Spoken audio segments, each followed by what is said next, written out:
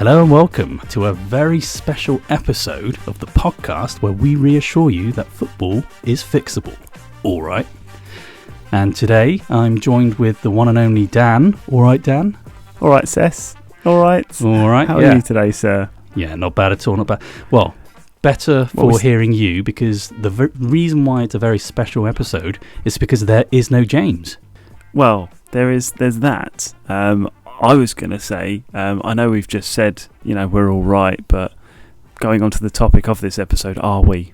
Yeah. Are we, Sess? That is very true. It's actually going to be quite personal between the two of us.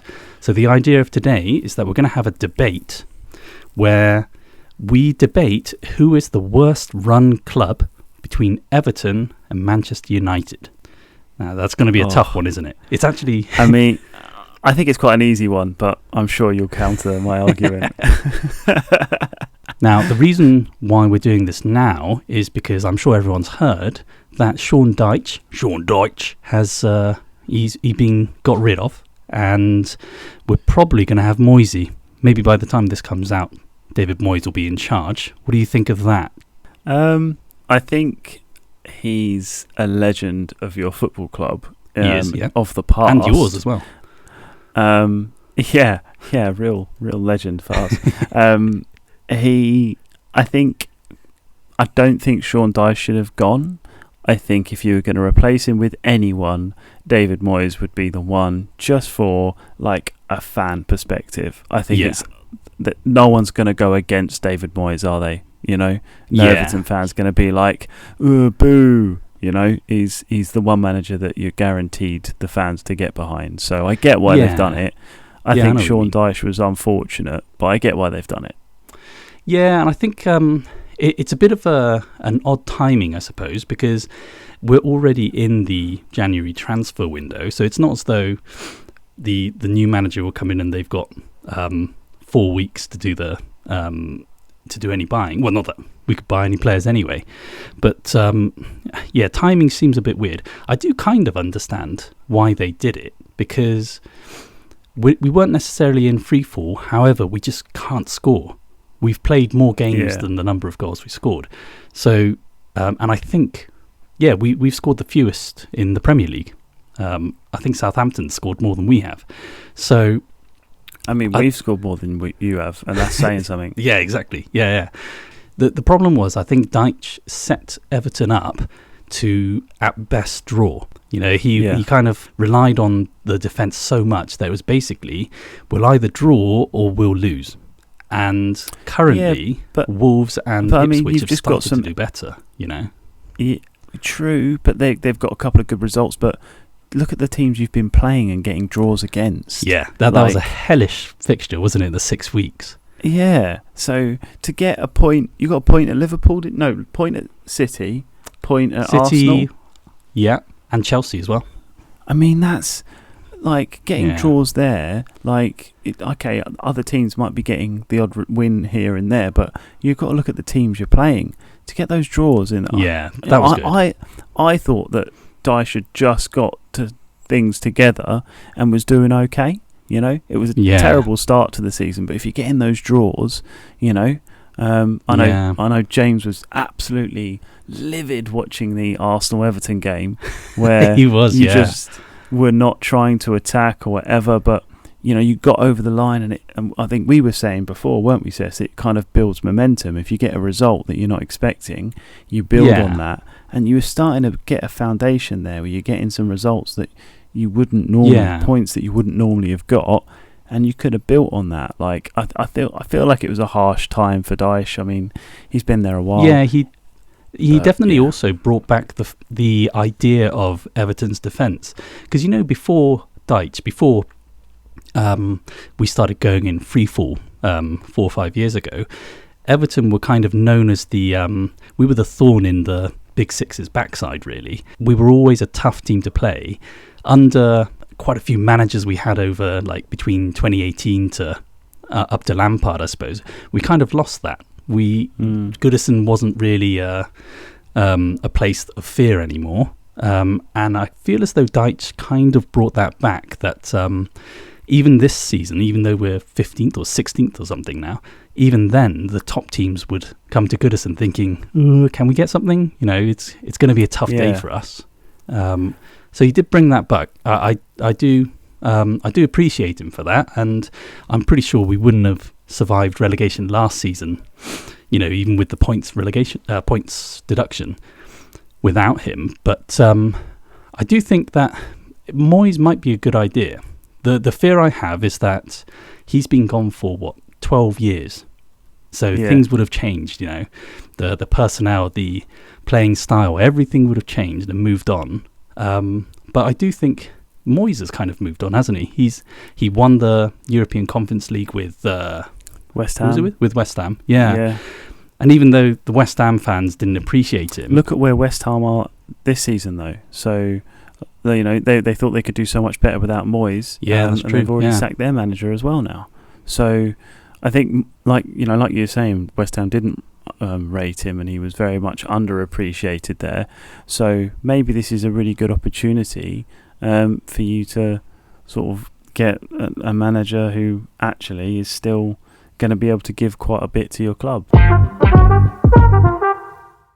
So today then we're going to talk about who is the worst run club, Everton or Manchester United, and strangely we're actually going to be arguing for our own clubs as to who is the worst run. So do you want to tell me, Dan, why you think Man United are the worst run club? I would love to tell you. And remember, this is we only do about up to an hour podcast, so this is just going to be difficult to keep it all in, but I'll try and summarise. I mean, I suppose the biggest frustration for me is with things like limitations with PSR and things like that, and all of those rules. If it weren't for how our club was run, we would have by far the biggest financial control in the league. Our turnover is, I think last year was something like 650 million or something like that.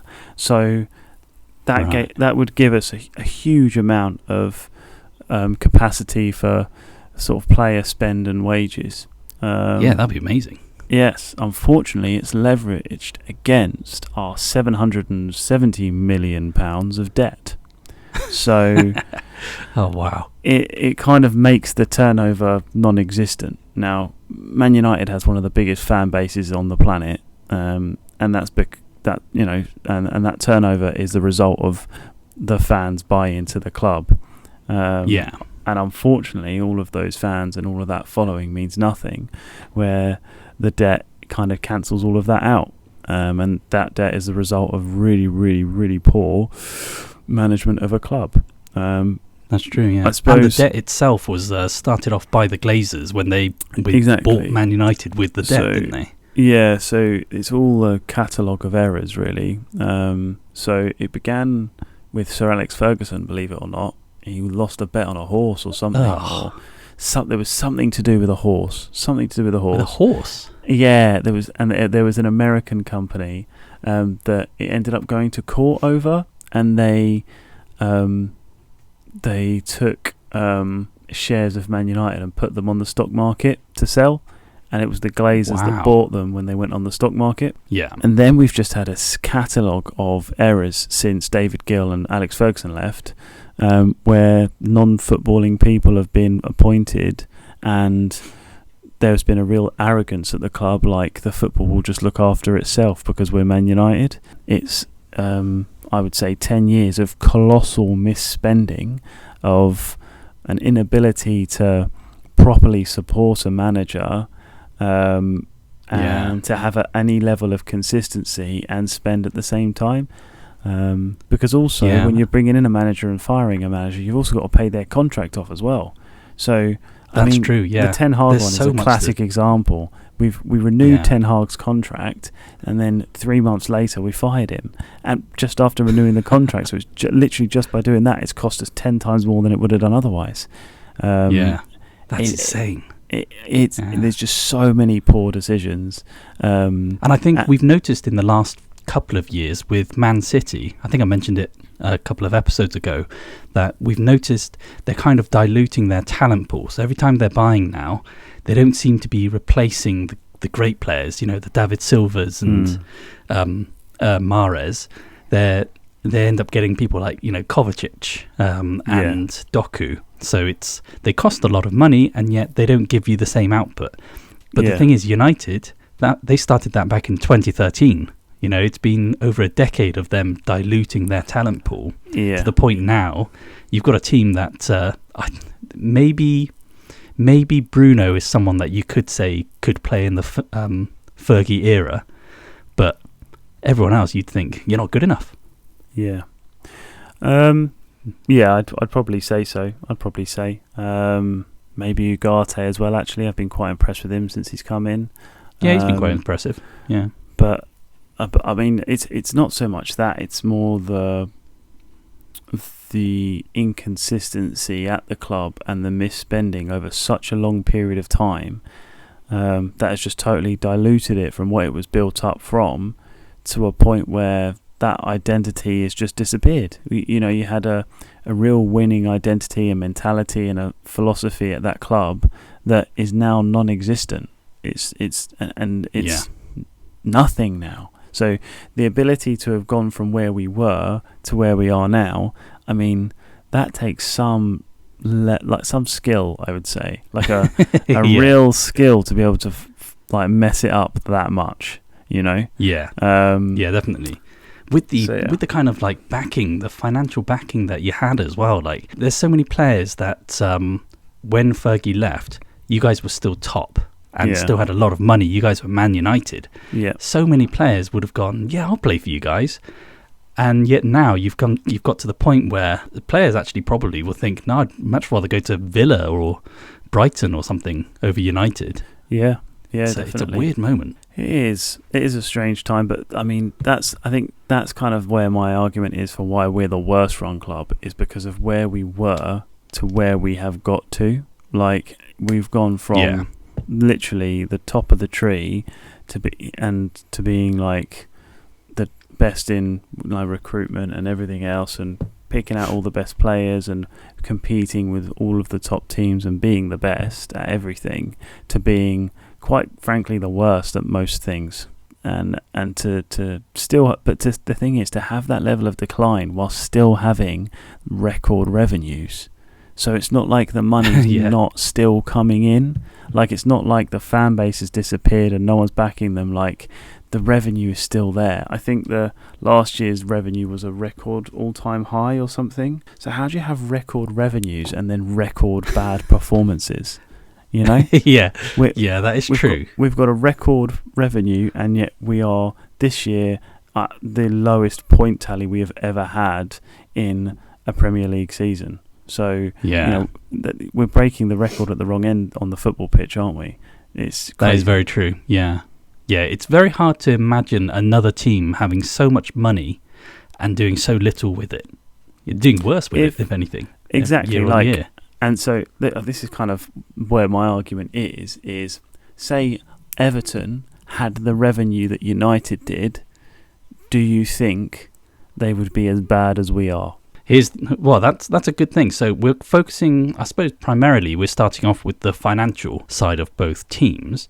So I'll bring in the Everton financials. So we'd always been quite, not necessarily a cheapskate team, but we never really spent much. Especially during the Moyes era, we were always a team that we bought young, and then they became superstars and then got bought out for quite a bit of money. So we didn't spend too much. So when we got bought out by Mashiri that was 2016, he had this idea that we're going to become one of the big seven, I suppose that would have been. He's going to spend lots and we'll get up there, because that's what it is. If you put money in it, you'll get success.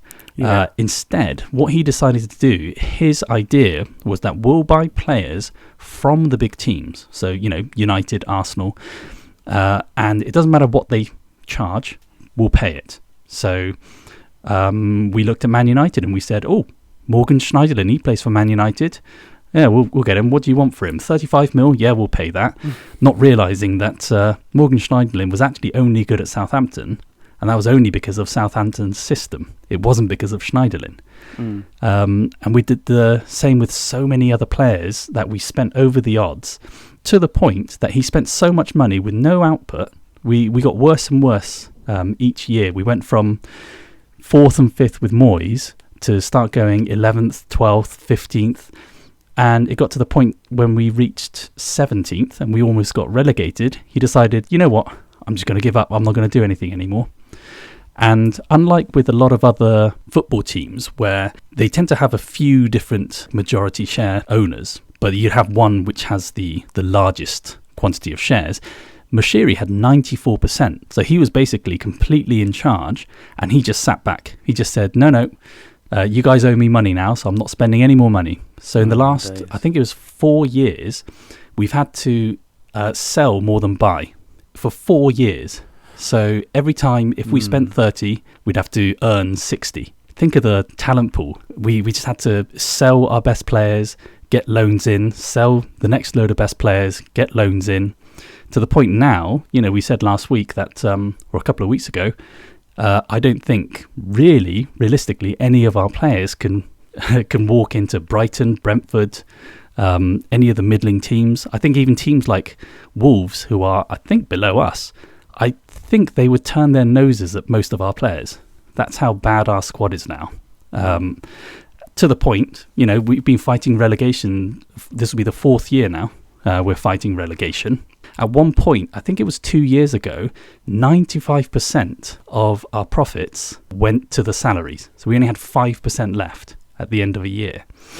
It was just mental what we were having to pay out in terms of the salary, the interest.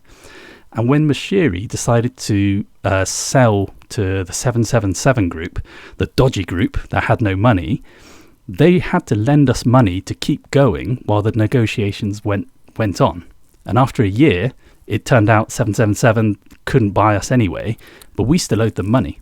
Oh no. So when the Freaking Group came in, they had to pay the 777 group's debt, the money that they lent us, in order to start negotiations. So even before Freaking Group bought us, we already owed them over 200 million. Insane. And I find it so bonkers. I know what you mean with the Glazers, basically putting the debt on Man United. At the very least, Man United kind of has the revenue to back it up. We never had that. So now the Freaking Group have bought you. How does it work? So do you still owe them money, or is that it? How does that work? Technically, yeah. So technically, not anymore. What they did was they agreed to convert the debt into equity, into shares. So then the Freaking Group could buy the shares off of Moshiri, and effectively Moshiri's debt is wiped out. Right, I get it. Yeah. So the Freaking Group are now in charge, almost completely in charge of the company. But the one final thing I'll say about finances for Everton is that with all this going on, while all of the negotiations were going on, while we had to lose money on the pitch, while we had all of the debt problems, they decided, let's borrow 300 million to build a new stadium. Yeah. And so once the stadium is built, we could be relegated, in which case we'd struggle to fill the stadium. We wouldn't be able to pay it off. We'd be another 300 million in debt. It's just everything they've done so far. Since Moshiri took charge in 2016, it's just been down and down. Well, at least you have new owners now. The Glazers are still there. That's actually a very good point. Yeah. Whereas we have potential hope. Yeah, yes. You've got none yet. How are you feeling about the new stadium? It's supposed to be a very nice stadium, actually. I'm quite excited about it. Do you think you'll struggle though? Because like Goodison being that fortress and that really sort of that old kind of stadium, like when it's classic, wasn't it? Yeah, when teams go into a new stadium and that home advantage, they kind of lose that for a bit, don't they? Arsenal that is a worry. Tottenham had it. West Ham had it. You kind of do you think it might hinder you? The biggest worry I have is that I don't think the front row are going to be that close to the pitch. That's something that really, like, in terms of atmosphere and intensity, that's quite an important thing, isn't it? When you have Craven Cottage and stuff, when you have fans right behind the goal net, and I think it's going to be the sixth biggest in the country, I think. Oh wow! Well, that's quite. It'll be impressive, but yeah, I mean, if we get relegated, then that'll be the most impressive Championship stadium. I'm sure, to be fair, Yeah. if you did get relegated, I'm sure you'd end up right back up again. I'm sure it wouldn't be like a capitulation type thing, but I hope so. I the think the thing biggest for me- worry with getting relegated is that we might, in terms of money, it might cripple us slightly, because So we're stuck with the stadium, so we're still going to Yeah. have to pay the same debt. They're not going to reduce the debt just because we're in the Championship, but the Yeah. revenues will be so much lower. Well, I Yeah. suppose under new ownership, let's I suppose see how they deal with those finances. I would imagine. Yeah. Yeah, you've got to if give them there's a ways chance, I around suppose. them. You know. Yeah. I mean, having said that about obviously now talking about potential relegation and things like that, should we talk about footballing problems rather than financial ones? It's a good idea. Yeah, let's do that Yeah. next.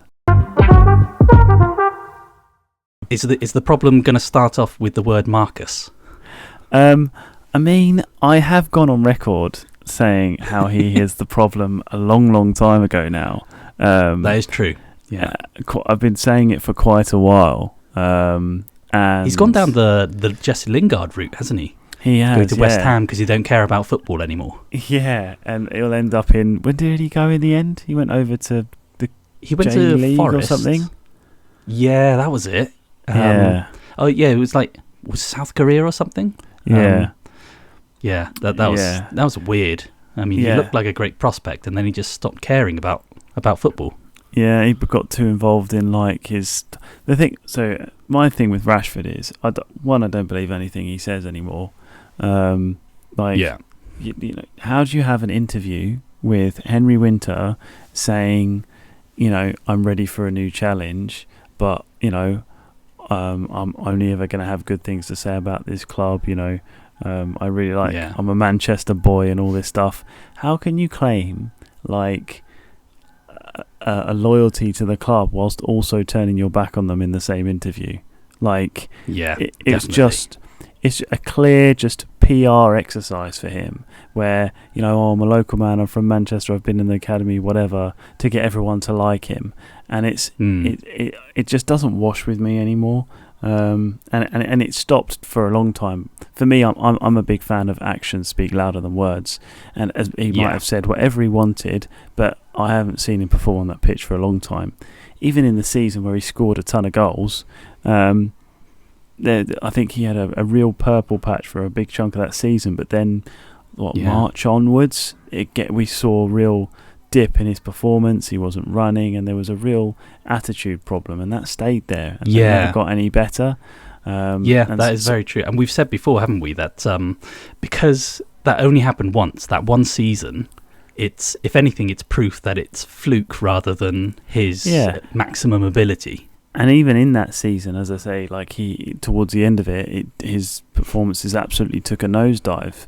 So a lot of the goals, if you look at the goals, a lot of them are just like lucky tap-ins or ricochet or something. They weren't necessarily things created by him. Yeah, he had an excellent spell of form after the World Cup, and actually, to be fair, he played well at the World Cup as well when Southgate actually played him over Sterling. So in Qatar, he scored a couple of good goals, and he came back and he was playing really well for a few months, but he's always been hot and cold. He in lockdown he played really, really well. I think he scored just over 20 goals that season, but again, that was for like half a season of performing. He's never been consistent. Let's also be fair to the players. Like, Rashford has come up through our academy system. He got his debut with Van Gaal, Louis Van Gaal. It was against Midtjylland or something like that. He scored 2 goals in his European debut. He then, in his Premier League debut, scored 2 goals against Arsenal. He had an absolute firing start, and he used to be a proper, energetic, fiery, United, like, really looked like he cared kind of a player.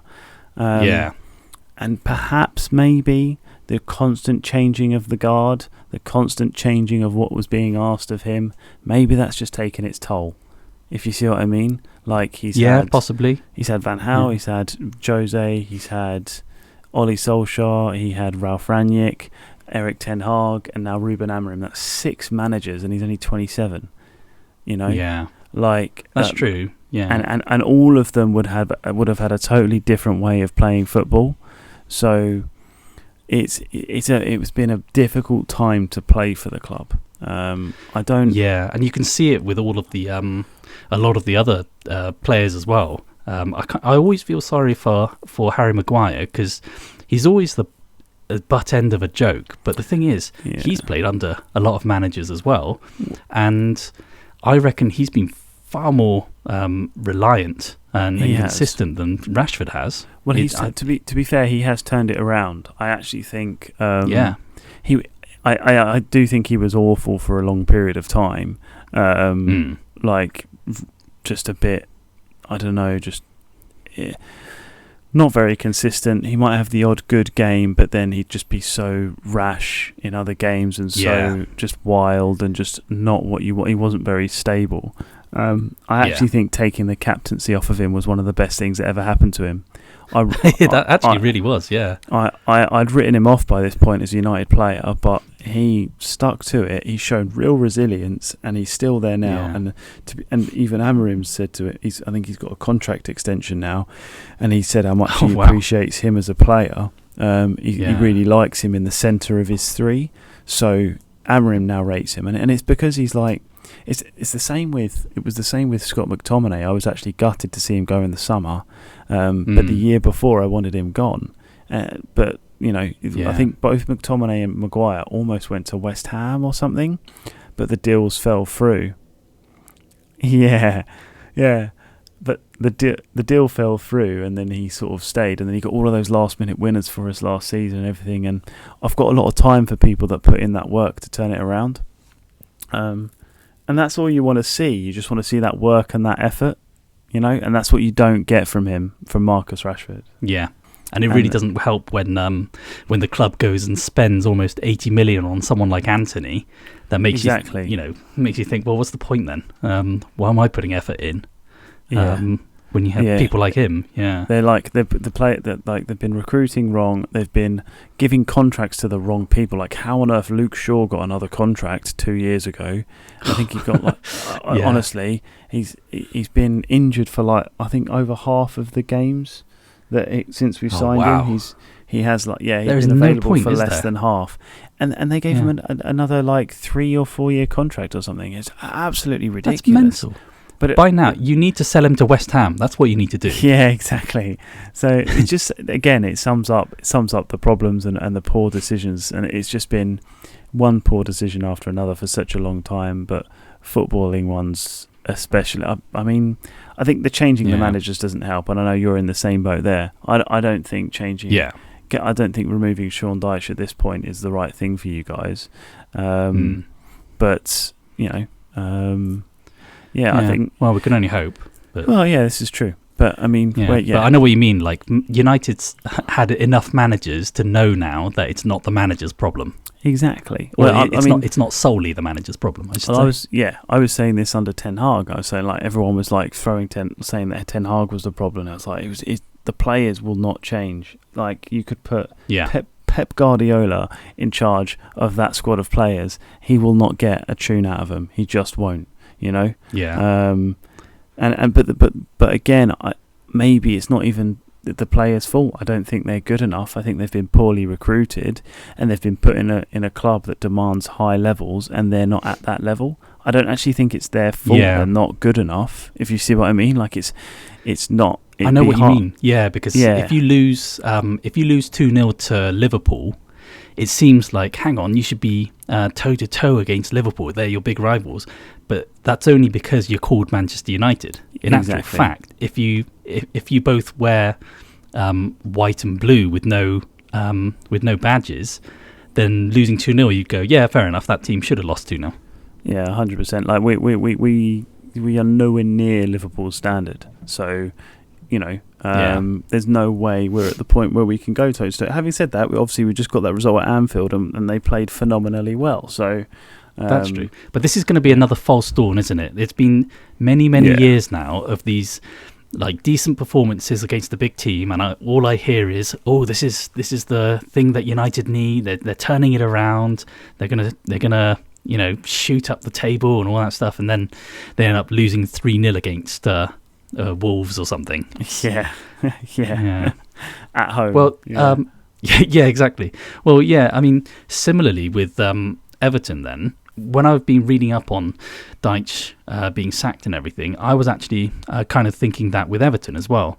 Because all I tend to hear nowadays is Everton are too big of a club to go down. That's what I keep hearing all the time. But the thing is, that makes no sense. Just because you're a big club with a big history, we're traditionally a big club. Just because of that doesn't mean anything. Newcastle went down. Villa, Nottingham Forest, Leicester, they're all big clubs, big stadiums, Leeds. Big fan bases, big history. Leeds, yeah, exactly. Yeah, being a big club doesn't mean that you shouldn't go down. And by rights, I think for the last couple of years, we probably did deserve to go down. And I picked them to go down this year as well. Not just because I'm not like a negative Everton fan or anything. It's only really because I think with the squad that we have, the way that we've been run, we just don't deserve to be in the Premier League. And it almost feels like the kick up the backside that we need to get relegated, kind of like what happened with Newcastle. They came straight back up because they realised what they were lacking. They were thinking, we're a big club, we shouldn't go down. We'll have Alan Shearer, Newcastle legend, being our manager. But that's not what they needed. And so they went down because of their ego. And I think Everton's kind of going down that road as well. There's this idea that from Everton fans, just because of the club that we are, we don't deserve to go down. But I don't think that's enough. And that's something, I think that's the most worrying thing, because I know we weren't fighting for titles like United were, but we were considered the best of the rest, a real menace and a thorn in the backside of any of the top teams, to now a team that Southampton would probably not want most of our players. We have these players that start playing well for us, and then we have to sell them. Same with John Stones. He was early 20s when we had to sell him. We had Ross Barkley, Jack Rodwell. Do you think that'll continue under the Three King group? I think so, yeah. Yeah, I think it's more to do with player power. Players nowadays, because of their agents and their sponsorships and stuff, they've got much more power to be able to force a move than they used to. So I think now it's less to do with the Free King group wanting to keep Branthwaite. It's more Branthwaite wanting to leave Everton. Yeah, fair enough. So, I think we'll see more of an exodus like that. If someone comes in for McNeil, I think he'll be a decent squad player for a middling team.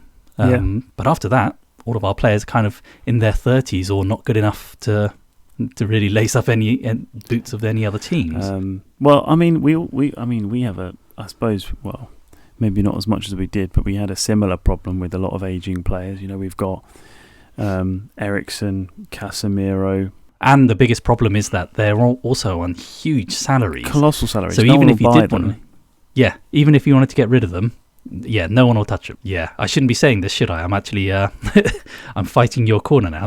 I'll take back what I said. Yeah, you must agree with me because you're now making points for my point. So, that is true. That was a terrible one. It's like Gary Neville was saying that if you had the right football directors and stuff, that should have never gone through. Can you imagine how much? Should have?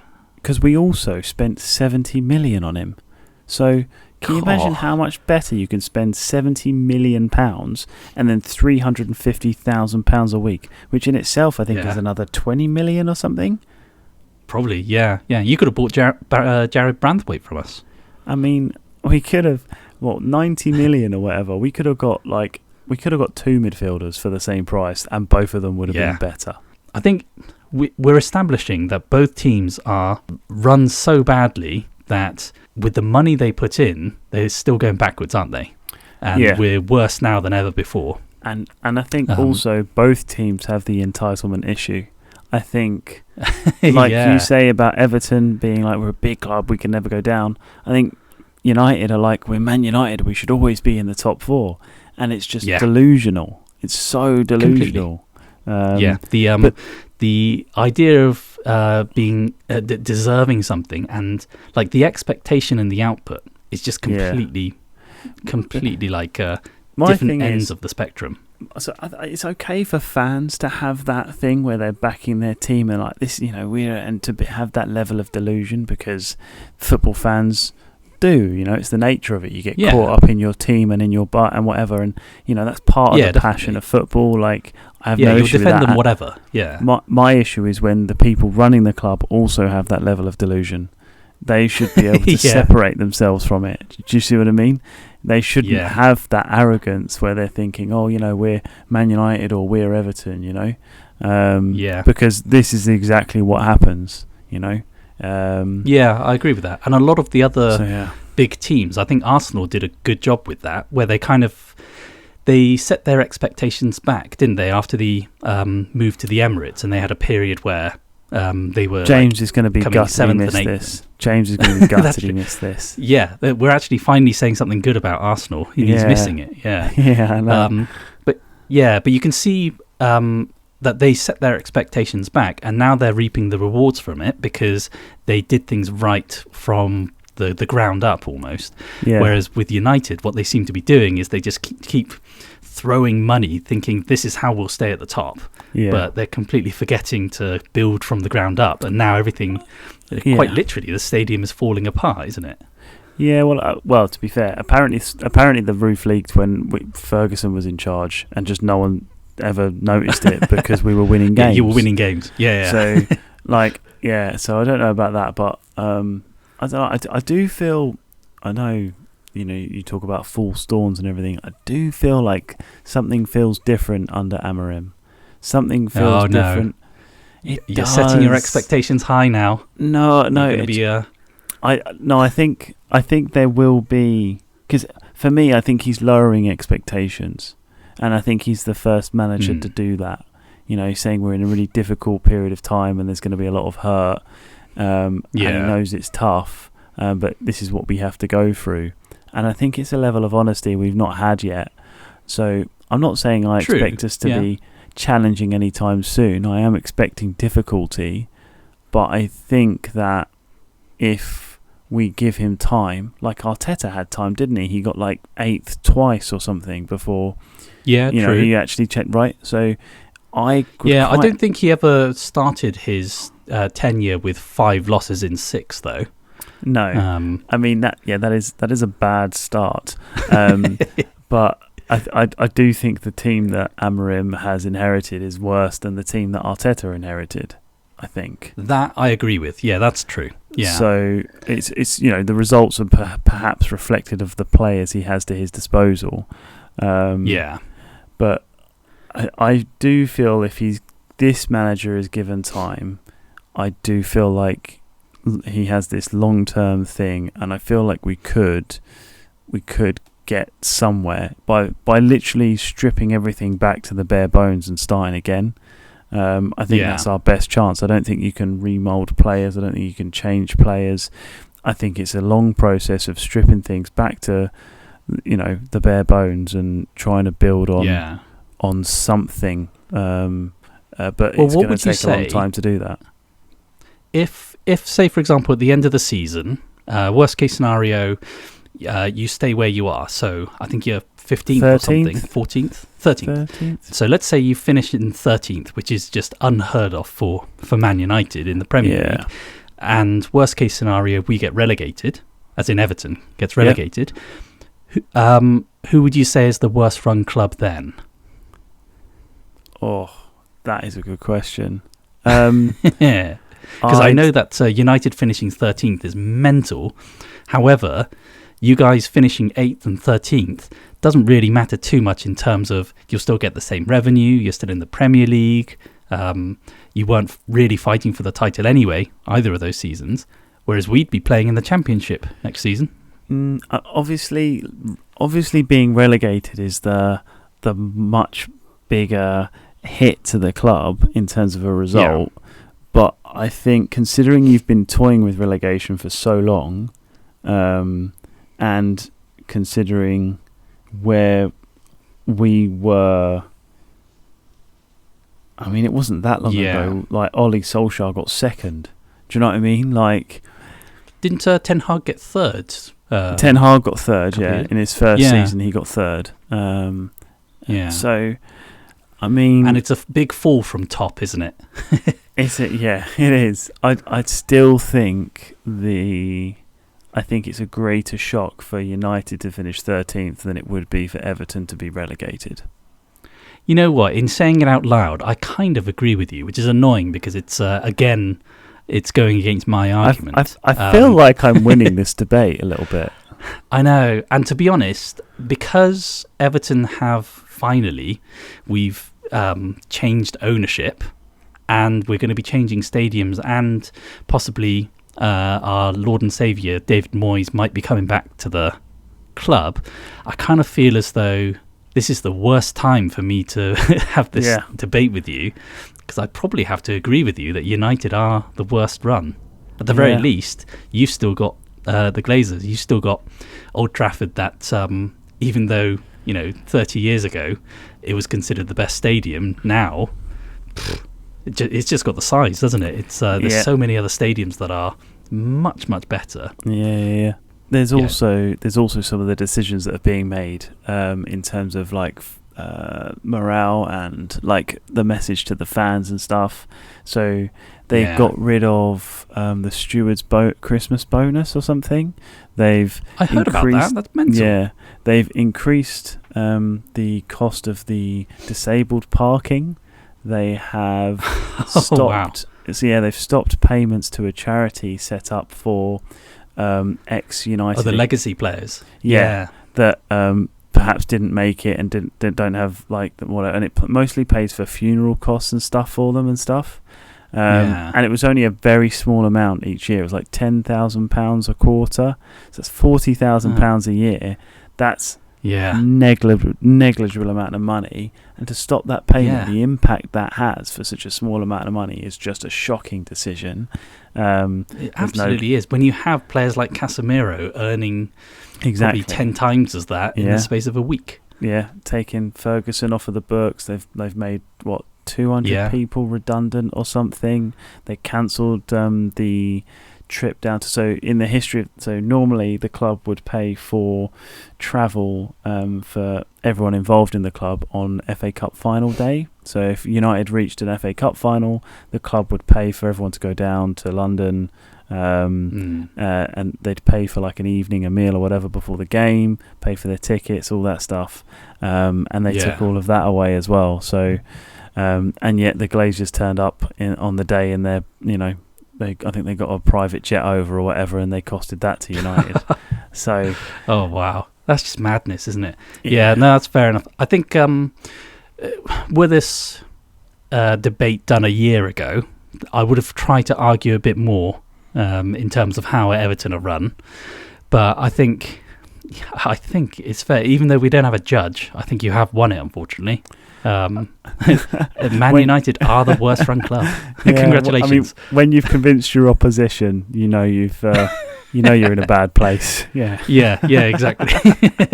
I feel sorry for you now, even though we might get relegated. That you haven't no real you haven't got the kind of like hopes and expectations we do right now. You can be. So when you get relegated, just have a little moment. Don't be too sad. If you just remind yourself that actually, you know what, United finished 13th this season. We're okay. At least we're not United. Right. How do you feel having a debate without James?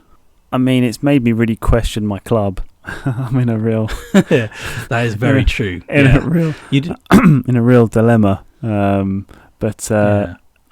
you didn't have James to actually... I mean, he hates United. He does hate United. I feel like he might have just definitely. Dug the knife in. So, definitely. I mean, that is a relief. That is a relief. But then again, I might have actually managed to convince him to actually feel some level of compassion for United because it's such a sorry state of affairs. So maybe this was a missed opportunity.